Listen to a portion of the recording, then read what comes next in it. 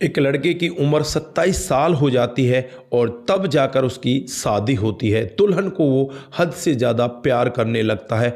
एक दिन शादी से लगभग 7 ही दिन बीते थे, दुल्हन के पेट में बहुत तेज़ी के साथ दर्द होने लगता है। तो दूल्हा बहुत ज़्यादा केयर करता है, घर वाले भी केयर करते हैं। कोई उसे हींग का पानी पिलाता तो कोई उसे इसबगोल की भूसी देता या कोई और ही यहाँ पर इनो वगैरह देकर उसका दर्द शांत हो जाता। धीरे धीरे समय बीतने लगता है और लगभग 17 दिन का समय इसी तरह से बीत जाता है। 17 दिन के बाद जो पति होता है उसे नज़दीकी हॉस्पिटल में ले जाता है और वहाँ जाने के बाद जब अल्ट्रासाउंड की रिपोर्ट आती है तो पति के पैरों तले ज़मीन खिसक जाती है, क्योंकि उसकी नई नवेली दुल्हन जिसकी शादी को भी 17 दिन बीते हैं वो 3 महीने की गर्भवती है। दोस्तों यहाँ पर अब पति करे तो क्या करे, बस वो वहीं पर बैठ जाता है और उसके बाद जो यहाँ पर होता है कभी किसी ने सोचा भी नहीं था। अगर आप लोग भी पूरे मामले को डिटेल से जानना चाहते हैं तो वीडियो को जरा सा भी स्किप ना करें, लास्ट तक वीडियो को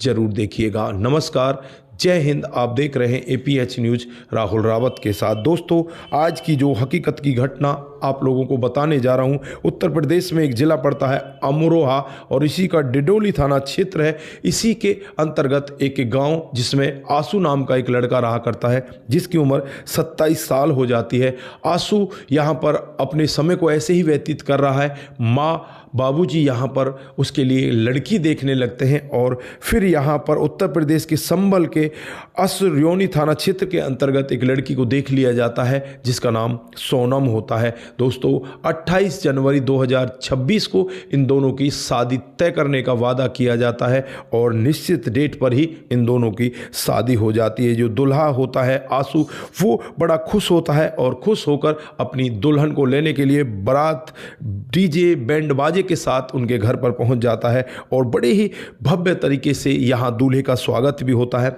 उसके बाद दुल्हन इसके घर पर आ जाती है। अब यहाँ पर धीरे धीरे समय बीतने लगता है, सुहागरात का समय निकल जाता है। उसके बाद लगभग शादी को 7 दिन बीत जाते हैं। 7 दिन के बाद अचानक ही दुल्हन के पेट में दर्द होने लगता है और दर्द भी असहनीय होने लगता है। जो घर वाले होते हैं उसमें से एक बंदा इनो लेकर आता है और इनो लेने के बाद थोड़ा सा उसका दर्द शांत हो जाता है। घर वालों को भी लगता है कि शादी ब्याह में शायद दुल्हन ने ज़्यादा खा लिया है या कुछ खाया नहीं है, गर्मी बन गई होगी पेट में, इस वजह से दर्द हो रहा है। लेकिन 2 दिन के बाद फिर दर्द बन जाता है। फिर यहाँ पर इसी तरह की दवाई दी जाती है। देसी दवाइयों से यहाँ उपचार चल रहा था। लगभग इसी तरह से 17 दिन का समय बीत जाता है। दोस्तों अब घर वालों को लगने लगता है कि ये दर्द क्यों नहीं रुक रहा, कहीं ऐसा तो नहीं दुल्हन के पेट में कोई पथरी वगैरह हो, क्योंकि उल्टियां भी दुल्हन को बराबर हो रही थी।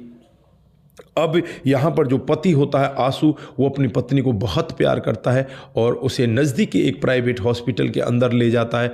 वहाँ जाकर जब डॉक्टर साहब चेकअप करते हैं, अल्ट्रासाउंड करते हैं, तो यहाँ उस आंसू से पूछने लगते हैं कि तुम्हारी शादी को कितने दिन हुए हैं। तो वो लड़का बताता है कि मेरी शादी को तो 17 दिन हुए हैं। अब डॉक्टर यहाँ पर दोबारा से फिर चेकअप करते हैं, यार कहीं ऐसा ना हो तुमसे कुछ गलती हो रही हो। लेकिन दोबारा चेक करने पर भी उन्हें वही सब दिखाई देता है जो पहली बार में दिखाई दे रहा था, यानी कि ये औरत लगभग 3 महीने की गर्भवती है। और जब पति को ये पूरा वाक्य बताया जाता है कि तुम्हारी पत्नी 3 महीने की गर्भवती है, तो पति के पैरों तले ज़मीन खिसक जाती है। वहीं बैठकर वो रोने लगता है, अपने आप को ठगा महसूस करता है। अपने घर वालों को फ़ोन करता है, इधर अपनी ससुराल वालों को भी फ़ोन करता है। दोस्तों फिर यहाँ सोनम को अपने पास बिठाकर पूछने लग जाता है कि सोनम तुमने ऐसा क्यों किया, तुम अगर पहले ही गर्भवती थी तो तुमने मुझे बताया क्यों नहीं। दोस्तों यहाँ पर सोनम फिर अपनी पूरी कहानी बताती है। सोनम कहती है कि शादी से पहले मैं एक लड़के से प्यार करती थी, उसके साथ मिला जुला भी करती थी, उसके साथ होटलों में जाया करती, बेड शेयर किया करती, मैं उसे हद से ज़्यादा प्यार करती थी। लेकिन मेरे घर वालों ने उस लड़के के साथ मेरी शादी नहीं की। मुझे पता था शादी से पहले ही मैं गर्भवती हो चुकी हूँ, क्योंकि 2 महीने से मेरी डेट नहीं आ रही थी और मैं यहाँ पर अपने घर वालों से ये कहना चाहती थी कि मैं प्रेग्नेंट हो चुकी हूँ, मेरी शादी टूट जाए। लेकिन उससे पहले मेरे पापा ने यही कहा था कि अगर तूने इस शादी से मना किया तो तुम्हारा पापा इस जहां में नहीं रहेगा, वो इस दुनिया को छोड़कर चला जाएगा। मैं डर जाती हूँ और कुछ भी नहीं बताती। मैं अपने प्रेमी को बताती हूँ कि मैं इस तरह से गर्भवती हो चुकी हूँ। प्रेमी भी मुझसे यही कहता है कि कोई बात नहीं, जब तू वहाँ जाएगी तो वो लोग जब ये पूरा दृश्य देखेंगे तो वो तुझसे तलाक ले लेंगे और तुझसे तलाक लेने के बाद मैं तुझसे शादी कर लूँगा, क्योंकि तेरे पेट के अंदर जो बच्चा है वो मेरा ही है। इस तरह से अब सोनम यहाँ पर बताती है और थोड़ी ही देर बाद जो सोनम के माता पिता हैं वो भी यहाँ पर आ जाते हैं।